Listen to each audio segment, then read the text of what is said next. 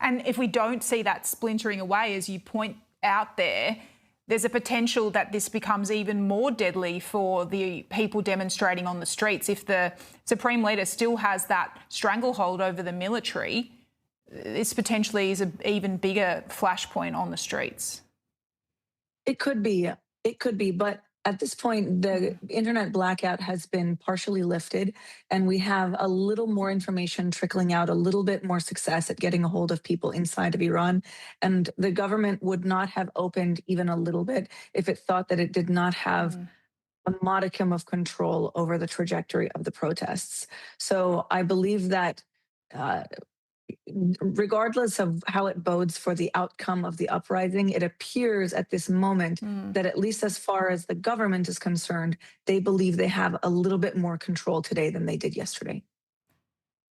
And as we're able to get more word, as you say, out of Iran, are people afraid to talk about what's been happening on the ground? Is there a fear that if you speak out about what's been happening, that you could personally be punished or targeted by the regime?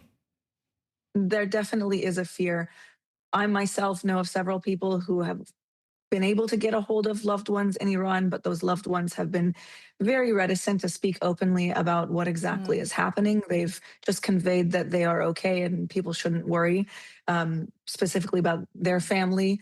But Iran has a very strong surveillance system within the country, and people have known that they are kind of under surveillance for quite a long time. For decades, even prior to the Islamic regime, Iranians have been under surveillance. So there is a long history of being wary of what to say openly for fear of the government response.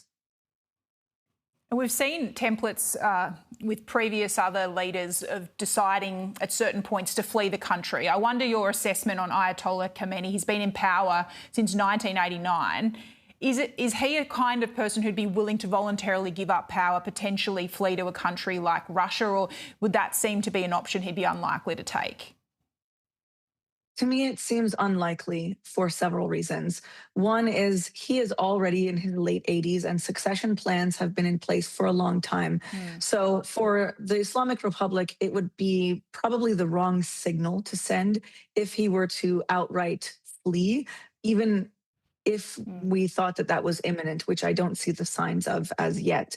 I think more likely he would trigger succession plans to move forward, and he would announce his retirement from the position of supreme leader for any number of reasons that he could cite. I think it's unlikely that we would see a fleeing the way that we saw with Bashar al-Assad in Syria, who went to Moscow. Yeah. I wanted to ask you finally about the role of Donald Trump here. For days, he's been publicly musing about his options, speaking about potentially military strikes. What would be the likely consequences if the US were to intervene? I think there would be serious legitimacy challenges on the ground if the United States were to intervene. Iranians as a population are a very politically aware and politically sophisticated group, and they are well aware of the long history of foreign intervention in Iran, which has either thwarted or outright reversed its democratic gains in previous generations. So I think in general, though there are some people who would welcome such an intervention because they think that it would be a relatively easy transition, I think by and large, Iranians know that if there were to be a perception that any kind of transitional leader were installed by the United States or by Israel, who have both openly encouraged protests and openly admitted involvement in this round, I think Iranians know that that would present some challenges for how legitimate that leader may appear to be in a post-Islamic Republic world. And that is the time that any leader would need to have the deepest mandate and the greatest legitimacy. Sahar, Razavi, really appreciate your insights tonight. Thank you. Appreciate it.